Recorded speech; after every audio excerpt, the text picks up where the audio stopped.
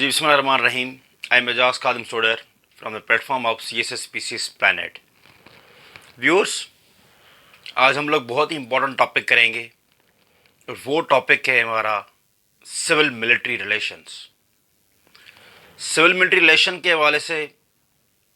हम लोग आज इसको डिटेल में पढ़ेंगे और इस टॉपिक को आज हम लोग हर डायमेंशन से कवर करेंगे कि ये सिविल मिलिट्री रिलेशन जो पाकिस्तान में थ्रू आउट द हिस्ट्री रहा है वो कैसा रहा है और उस सिविल मिलिट्री रिलेशंस में डेमोक्रेसी को किस तरह से नुकसान हुआ है। तो आज हम लोग व्यूअर्स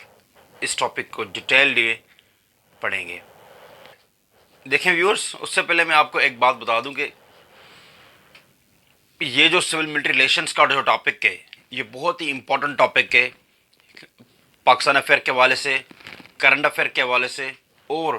इंटरनेशनल रिलेशंस के हवाले से भी ये बहुत बड़ा एक सिग्निफिकेंट रोल अदा करता है CSSR किसी भी कॉम्पिटिटिव एग्ज़ाम के लिए। देखें, ये हर साल किसी न किसी एंगल से एग्जामिनर ये पूछ ही लेता है, किसी न किसी कॉन्टेक्स्ट में ही, आइदर वो पाकिस्तान अफेयर के या करंट अफेयर के पेपर में पूछे या वो IR के पेपर में पूछे। व्यूअर्स, सबसे पहले तो हम लोग इसका इंट्रोडक्शन देखेंगे, उसके बाद उसका हम लोग एक डेफिनेशन भी देखेंगे सिविल मिलिट्री रिलेशंस के किस कॉन्टेक्स्ट में कहा जाता है और किसको कहा जाता है सिविल मिलिट्री रिलेशंस। और उसके बाद हम लोग जो है हिस्टोरिकल बैकग्राउंड जो है हम लोग वो उस हिस्टोरिकल बैकग्राउंड उसको देखेंगे कि सिविल मिलिट्री रिलेशंस जो है वो थ्रू आउट द हिस्ट्री जो है सिंस 1947 से लेकर 21st सेंचुरी तक किस तरह से पाकिस्तान में ये एक डेवलप हुआ है।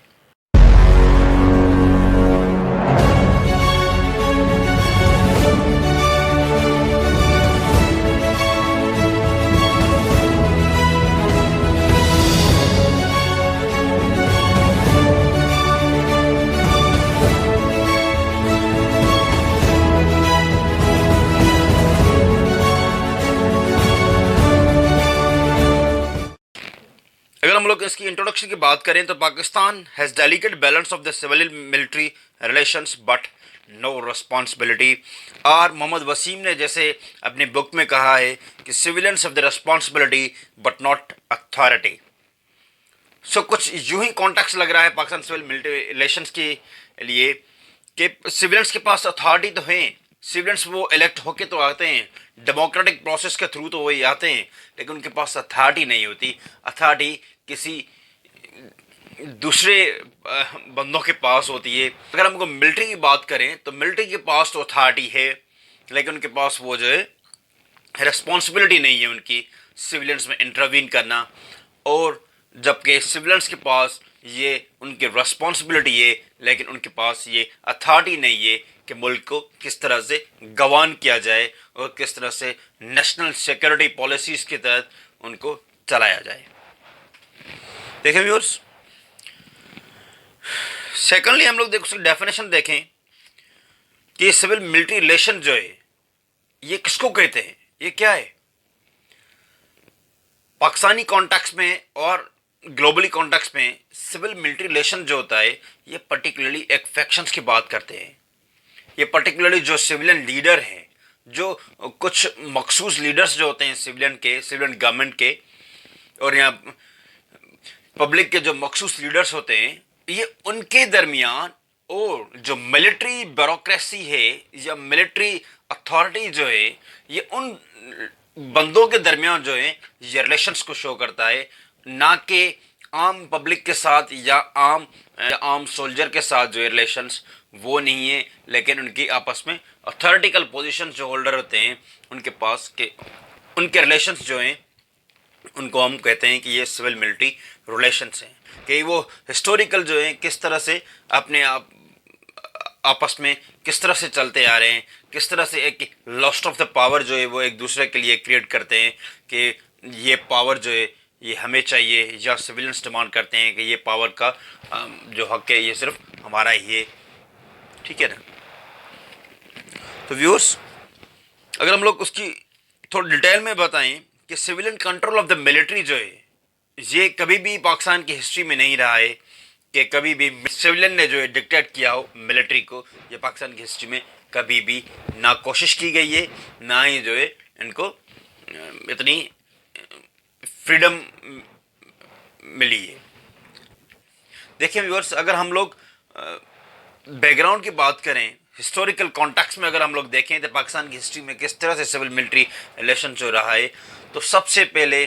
میں آپ کو یہ چیز سجیسٹ کروں گا کہ فارمیٹو فیز جو خالد بن سعید کا بک ہے، فارمیٹو فیز، وہ آپ ڈیٹیل میں ریڈ کریں۔ ان میں یہ کلیئرلی مینشنڈ ہے یہ چیزیں کہ کس طرح سے امبیلنسز کریٹ کیے گئے تھے۔ اور دیکھیں اس میں فارمیٹو فیز میں خالد بن سعید لکھتا ہے کہ یہ جو شروعات ہے سول ملٹری ریلیشنز کی، یہ جو ڈائیورجنس کریٹ ہوئے دونوں کے درمیان، یہ 1947 کے بعد ہوا ہے، جب پاکستان آزاد ہوا۔ اس کے بعد کیا ہوا کہ اس وقت جو پاکستان کا جو جرنیل تھا وہ تھا جنرل فرینک میزروی۔ جو فرینک میزروی تھا، اس کے اوپر جو کنٹرول تھا وہ تھا گورنر جنرل قائد اعظم محمد علی جناح کا۔ قائد اعظم محمد علی جناح نے ان کو آرڈر دیا، ان کو حکم دیا فرینک میزروی کو کہ آپ کشمیر میں جا کے لڑیں اور کشمیر کو آزاد کروائیں۔ تو اس وقت فرینک میزروی نے قائد اعظم محمد علی جناح کو کلیئرلی جواب دے دیا۔ میزروی نے ان کو نو کہہ دیا کہ میں کشمیر میں جا کے نہیں لڑوں گا، کیونکہ وہاں پہ جو ہسٹوریکل بیک گراؤنڈ تھا ان کا، وہ کلیئرلی جو ہے ایک برٹش کالونیل ایرا کا جو تھا، وہاں پہ بھی انڈین میں جو بھی لیڈر تھا، انڈین میں جو بھی آرمی تھی، وہ بھی ایک پروفیشنل بلانگ کرتی تھی برطانیہ کے ساتھ، کیونکہ وہاں سے ہی نکلی ہوئی تھی۔ اور یہاں پہ پاکستان میں بھی جو ملٹری جنرل تھا وہ بھی ایک برطانیہ کا ہی ریلیٹڈ مین ہی تھا، جو ان کے آپس میں وہ آتے رہتے تھے۔ دیکھیں سب سے پہلے تو یہ تنازع شروع ہوتا ہے یہاں سے۔ فرینک میزروی نے جو ہے قائد اعظم محمد علی جناح کی بات نہیں مانی، اور یوں یہ سلسلہ جو ہے چلتا گیا۔ لیکن اس کے بعد ہم لوگ اگر فیزز میں بات کریں تو سب سے پہلا جو امپورٹنٹ فیز آتا ہے ان کا سول ملٹری ریلیشنز کا، وہ 1951 سے لے کر 1958 تک جو ہے فیز، وہ بہت بڑا ٹف فیز رہا، اور وہ پاکستان کی ڈیموکریٹیکل ہسٹری میں جو ہے وہ سب سے زیادہ ورسٹ پیریڈ جو ہے وہ سول ملٹری ریلیشنز کا بھی رہا، لیکن وہ ڈیموکریٹیکلی بھی ایک بہت بڑا ویک پیریڈ رہا پاکستان کی ہسٹری میں۔ دیکھیں ویورز، 1951 سے لے کر 1958 تک جو ہے، اگر میں آپ کو تھوڑے فیکٹس بتا دوں اس ایرا کے، کہ جو ٹرائکا تھے، یہ ٹرائکا ورڈ جو تھا یہ حسن عسکری نے اپنے بک میں استعمال کیا تھا۔ ٹرائکا کا جو تینوں جرنیلز تھے، جو تینوں ہیڈ تھے اس ٹائم پیریڈ کے دوران، اس میں کوئی بھی پاکستان کا پرائم منسٹر جو ہے وہ رہ ہی نہیں سکا۔ کسی نے بھی پاکستان کے اس ٹینیور میں، پاکستان کا جو پرائم منسٹر الیکٹ ہوئے تھے، انہوں نے کبھی بھی اپنا ٹائم پیریڈ کمپلیٹ نہیں کیا۔ لیکن میں آپ کو فیکچولی بات بتا دوں کہ 7 پرائم منسٹرز جو ہیں اس عراق کے دوران جو ہیں 1951 سے لے کر 58 تک وہ چینج ہوئے اس ٹرائکا کی وجہ سے۔ جو انفلوئنشل جو آرمی کے لیڈرز تھے ان کی وجہ سے انہوں نے ان کو اوور تھرو کرتے رہتے تھے، اور ان کو ایک بہت بڑی ورس ڈیموکریٹائزیشن کی پیریڈ میں جا کے پھینکا۔ تو ویورز، اور وہ بہت بڑے نام تھے۔ آپ مثال لے لیں فیروز نون کا، وہ بھی بہت بڑی انفلوئنشل پوزیشن پہ رہ چکا تھا پچھلی گورنمنٹ میں۔ اور ان کے بعد آپ لوگ کو حسین سہراوردی جو ہے وہ بھی پرائم منسٹر تھا پاکستان کا، ان کو بھی اس ٹرائکا کی وجہ سے رہنے نہیں دیا گیا۔ چودھری محمد علی جو سب سے زیادہ ماننے والا بیوروکریٹ تھا، سول سروینٹ تھا یہ، اور کافی نام تھے جنہوں نے اس ٹائم پیریڈ کے دوران اپنے آپ کو سٹیبل نہیں کر سکے۔ لیکن یہ بھی ایک چیز آتی ہے کہ یہ ان کی ویک پوائنٹس تھی، ان پرائم منسٹرز کی بھی، ان سویلین لیڈرز کی بھی ویک پوائنٹس تھی، لیکن ان ٹرائکا کی وجہ سے جو ہے، یہ ملٹری جرنلز کی وجہ سے، ان ٹرائکا کی وجہ سے ان لوگوں کو اوور تھرو کیا گیا۔ اس کے بعد ہم لوگ اگر فیس میں دیکھیں تو یہ مارشل لا کا ٹائم پیریڈ آتا ہے 1958 کے بعد۔ 1958 کے بعد جو مارشل لا کا ٹائم پیریڈ آتا ہے، تو اس مارشل لا کے ٹائم پیریڈ میں یہ پہلا ملٹری کا ڈائریکٹ رول جو ہے یہ کنسیڈر کیا جاتا ہے پاکستان کی ہسٹری میں. اگر جو یہ ٹائم پیریڈ ہے جنرل ایوب خان کا اور جنرل ضیاء خان کا جو ٹائم پیریڈ ہے اس میں بالکل ڈیموکریٹک ویلیوز کو جو ہے سائڈ لائن کر دیا گیا. شو کی طرح ایک اپنے آپ کو ملٹری جنرلز جو ہیں اس ٹائم پیریڈ میں ڈکٹیٹ کرتے رہے پاکستان کی عوام کو. ویورز اس میں کمپلیٹلی اگر ہم لوگ ایوب خان کے دور کی بات کریں تو ایوب خان کے دور میں جو ہے کمپلیٹلی ایک بین لگا دیا گیا تھا پولیٹیکل پارٹیز کے اوپر. کسی نے پولیٹیکل پارٹیز میں ریپرزنٹیشن نہیں دکھائی اور وہ اس میں آنا ہی نہیں چاہ رہے تھے کیونکہ ان کی طرف سے جو ہے وہ بین لگایا گیا. بعد جو سیکنڈ ٹائم پیریڈ آتا ہے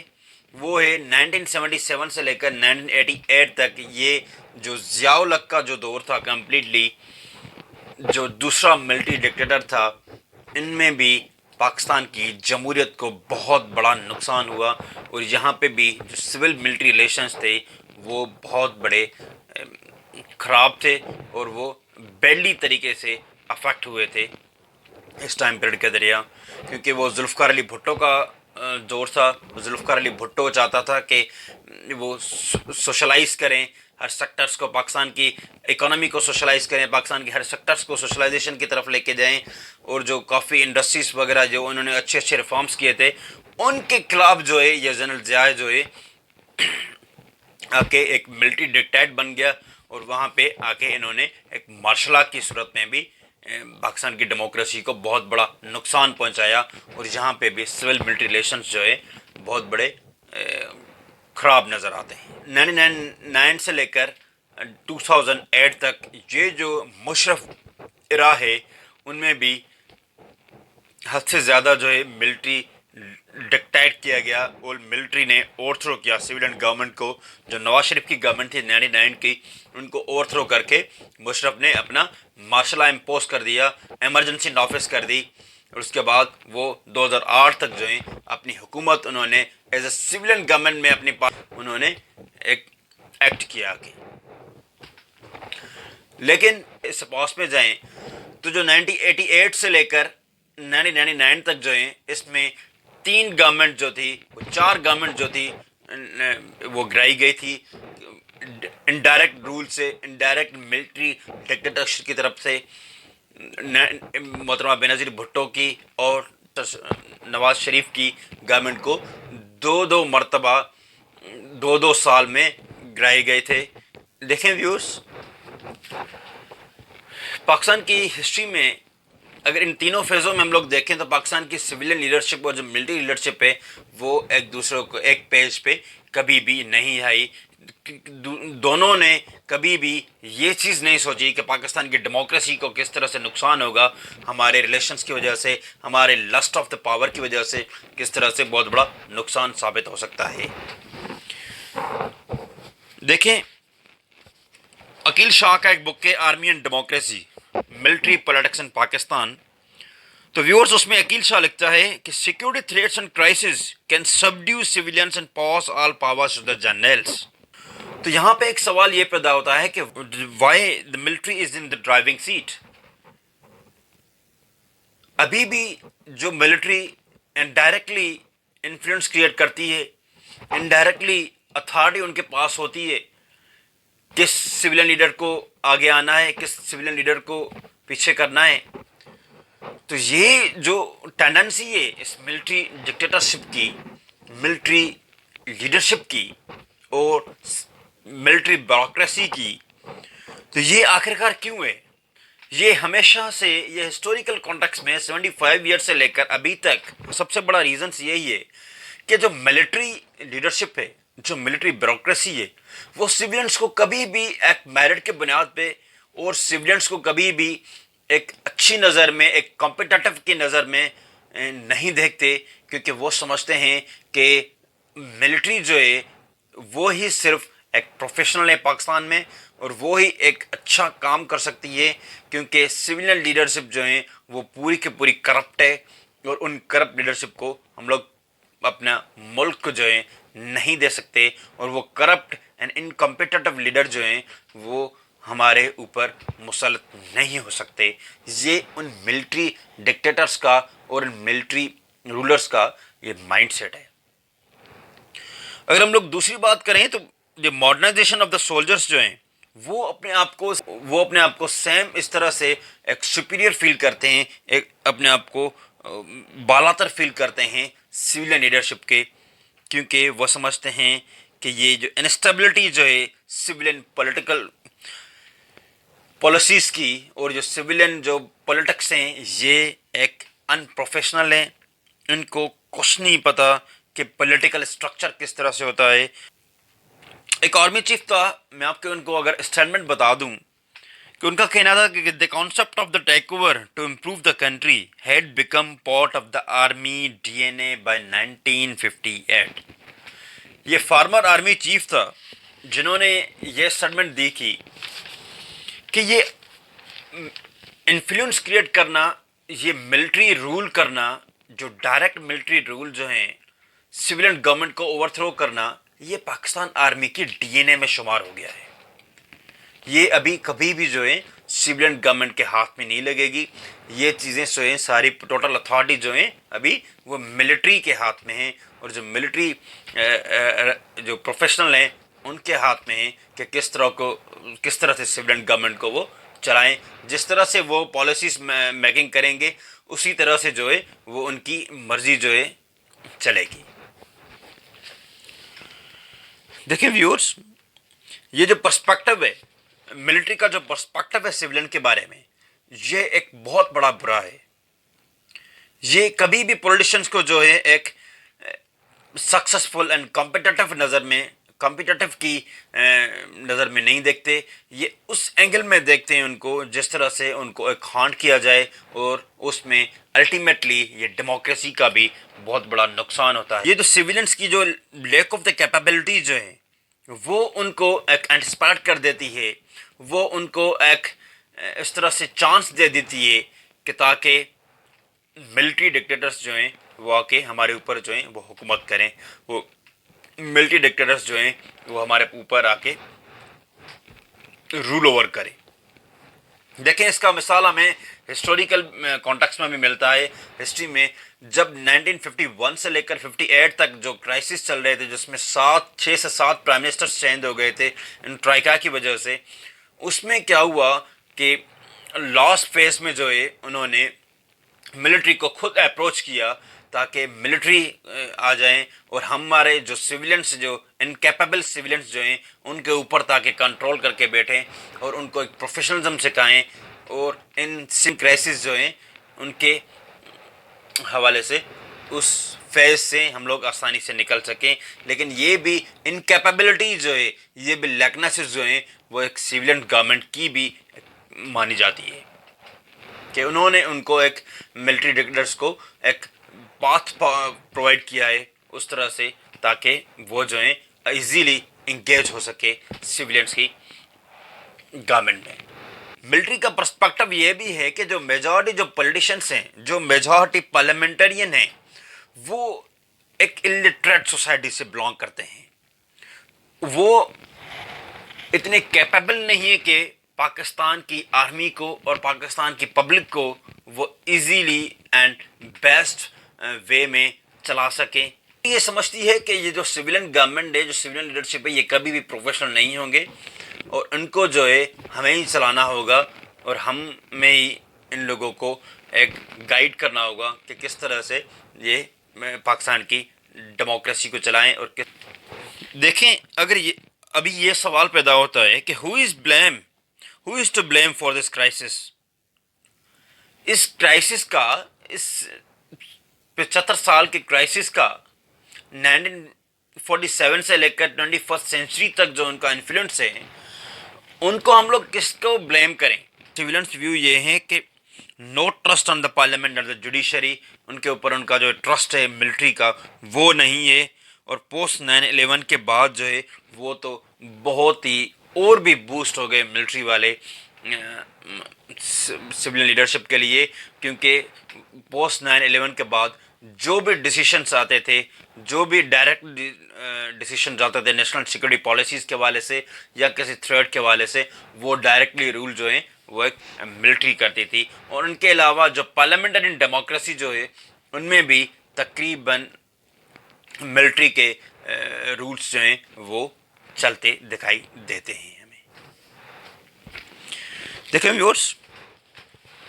मिलिट्री का क्लेम करना कि ये डैम जो हैं ये करप्ट लीडर्स नहीं बना सकते, ये अच्छी अच्छी चीज़ें जो डेवलपमेंट्स हैं वो ये करप्ट लीडर्स नहीं बना सकते, ये नहीं कर सकते। लेकिन ये पाकिस्तान की जो आर्मी है, जो पाकिस्तान की जो मिलिट्री ब्यूरोक्रेसी है और मिलिट्री लीडरशिप है, वो इजीली इसको कर सकते हैं। तो हम लोग यहाँ पे एक दूसरा सवाल पैदा होता है कि ये ड्राइविंग सीट पे आखिर हैं क्यों।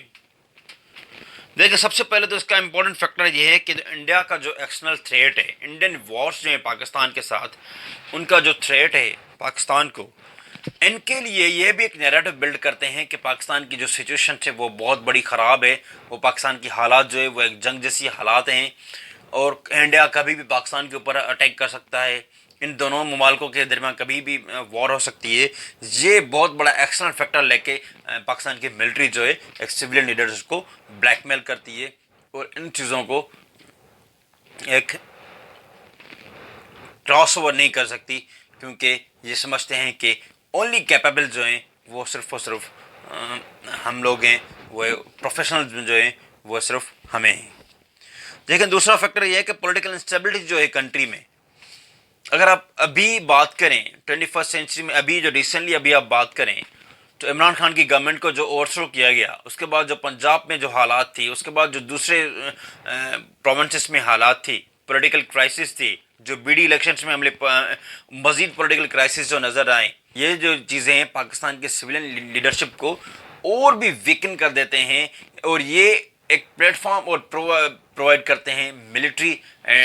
रूलर्स के लिए, मिलिट्री डिक्टेटरशिप के लिए, ताकि वो आके हमें गाइड करें, ताकि वो आके हमारे ऊपर रूल करें। और तीसरा फैक्टर इसमें सबसे ज़्यादा ये भी हो सकता है कि military has the tradition of the truth. ये रिवाइज इंस्टीट्यूशंस करते हैं, उनकी ये ट्रेडिशन रही है मिलिट्री की। सबसे पांचवा और लास्ट फैक्टर ये भी हमें आता है कि आइडियोलॉजी के लेवल पे इंफ्रास्ट्रक्चरल जो है वो भी सबसे ज़्यादा जो है अभी आपको दिखाई देता है इन DHS की सूरत में, इन दूसरी ऑर्गेनाइजेशंस की सूरत में। आपको वहाँ पे भी एक सिविलियन सुपरमेसी नज़र नहीं आएगी, बल्कि वहाँ पे आपको इकोनॉमिकली कॉस्ट में भी मिलिट्री के हेड्स आपको नज़र आएंगे और वो मिलिट्री प्रोजेक्ट आपको नज़र आएंगे। तो viewers, thank you so much. Ejaz खादिम सोडर को इजाज़त दीजिए और मेरा चैनल आप सब्सक्राइब करें, लाइक करें, कमेंट करें, ताकि मेरी हर आने वाली वीडियो जो है आप लोगों के तक पहुंचती रहे और आप इस तरह से अपनी नॉलेज गेन करते रहे।